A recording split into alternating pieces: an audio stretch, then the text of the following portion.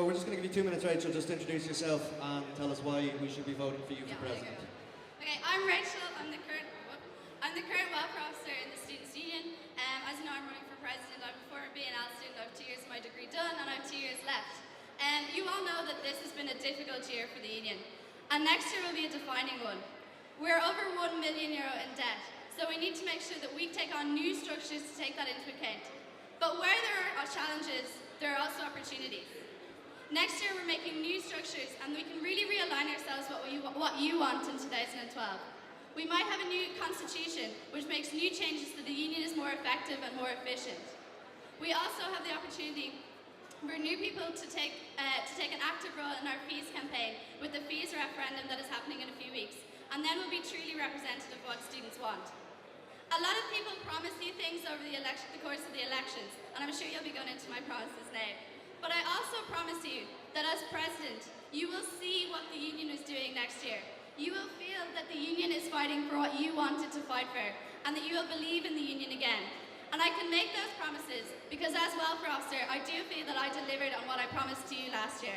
I've loved my year, and I've seen the real benefit that the Students' Union can be to students, so I think that I can expand that throughout all areas of the SU next year to make it more effective and more efficient for you. The SU is a useful, dynamic organisation that changes every single year. So if we make it more relevant to you by bringing out this enthusiasm across all areas, we can achieve real change by working together. Currently this year, the SU faced a protest on its own doors. This is maybe one of the more unpopular SUs that there's been in a couple of years. How do you feel you can bring the SU back to students? And do you feel you have the ability to get students confident in what the Students' Union is doing again? Say the last part again. What are you going to do to reignite confidence in the Students' Union? And how do you feel you can bring it back to something that's relevant to students? Yeah, I'm well aware of the fact that a lot of students have lost belief in the Students' Union this year. And it's horrible that there are protests against our own SU. Everyone should feel involved and part of the decisions in the SU. We had a very good campaigns and communications debate there, and I do think that we can work on that through the big decisions. But most of all, I do want to get everyone involved. It is a difficult year, and next year is going to be a difficult year as well.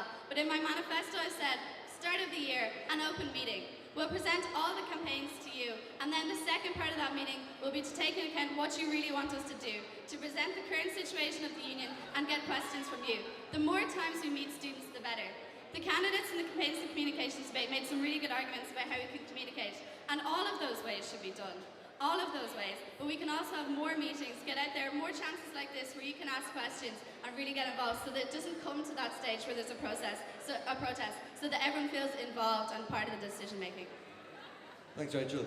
Rachel, you've mentioned in your manifesto here that you will develop a 4-year commercial and financial plan for the SU. Currently, the SU is reported to be in debt of over €1 million. What will your commercial and financial plan? Can you go into more detail on that, and will it bring the union back into a level where it's afloat? Yeah, it's absolutely crucial that we start planning financially. We never want to be in this situation again where our resources are so curtailed by our debt. I'm going to take students on board in this committee, financial experts such as accountants, people from the shops, people from other SU services, the officers, as many people as possible to be consulted in order to implement a plan that can lead us in the future so we never end up in so much debt again. One of the things that's affected students over the years, and one of the large talking points of students, has been class rep training and the controversy that surrounds the money spent on class rep training. Have you plans to change class rep training, and if so, how are you going to go about it?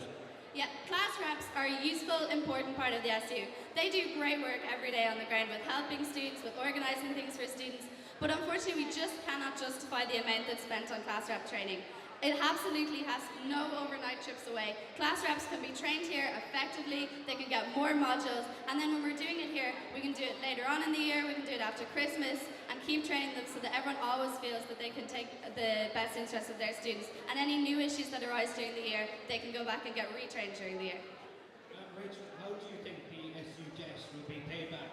And who do you think is responsible for paying it? There's a big responsibility on both the SU and the college for our debt. It is Can I ask you why the college is responsible for the SU debt? The college is responsible because there was a member of the college staff who is also part of our accounting team and that the financial expenses had to go through. So absolutely, it is the SU because the SU were the people that were spending the money, but also the college because of staff members' involvement there. We have to work together to get this debt, and we have to do it quickly because the sooner we get through it, the more we can look forward. Solutions are always better than excuses and looking towards the past. So the sooner we deal with it, the sooner we can go forward. Just to clarify as to how we're getting out of the debt that we're in at the moment, we are taking a loan out from a bank, or how is that actually being financed? It's a matter that the current president is clearly dealing as well. We're looking at all the options, but I think that it needs to be something that the college should be looking at first and foremost, and working with the college to see if we can get a resolution with them first of all. Like through the college. And if that doesn't happen, will you have to look to other options? Pardon? We'll have to partially look to other options if the university only going to give you part of the funding to get out of the debt that we're currently in. I'm confident that we can work with the college to do it, but if that doesn't work, then we'll have to look at getting a low interest loan. You mentioned the referendum coming up in a few weeks, and it's a consultative referendum with multiple choice. And from that we can expect to get a winner, but also a second choice and a third choice. So because it's consultative, it's not a policy referendum, it does give students views. Do you think, pragmatically, if the continue our current free fees policy wins and a funding alternative comes second, that you would use that indication from students when lobbying, or do you think we should stick to whatever comes out number one on top of that referendum? I think we have to stick with number one first and foremost. We're consulting, every single student has the opportunity to vote in this referendum, so we should stick with what they say. But after that, we need to look at how the breakdown work, where people was their very close second choice. And if so, then we need to look at the feasibility of that and presenting is that an alternative that can work? And then if it is, then to bring it to students again. But absolutely, first and foremost, the result of the referendum is what I'll be going with next year. Rachel, just one final question from myself. Maybe is there any more from the crowd at all? Oh, you have one here? I don't know if this has been asked already. I've only just come in. But obviously, a lot of student union initiatives often fail to get the attention of students, but many students just don't care enough. What are you going to do to try and get students involved and actually get them to actively care and sort of fight the apathetic attitude? Engage with students. Yeah, absolutely. I think that's probably the most important thing after the finances that we have to do as a union team next year, is how we can get people involved. And there's loads of ways of doing that. As I said in my opening speech, the campaigns and communications brought up some really good ideas. We need to do every single one of them. I'll be voting for the candidate that I think can do all of those ideas. The more, the better.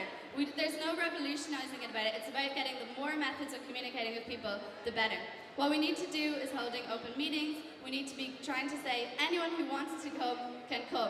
Get a regular routine of student involvement, and I think that can start this year and then proceed from years to come. If we get a regular routine of open meetings that students will know that they can always come to their SU, then that's the best way to go about it.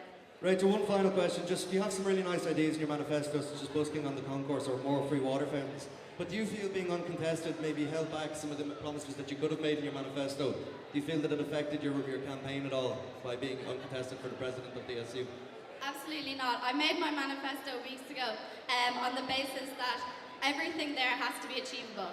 I've learned from my year in the Students' Union how things work, how long things take, and if everything there is possible. And I hand on heart believe that I can do every single thing next year, and I would love the challenge and love if you gave me the opportunity to take it on. Okay, thanks so much, Rachel. Give a huge round of applause.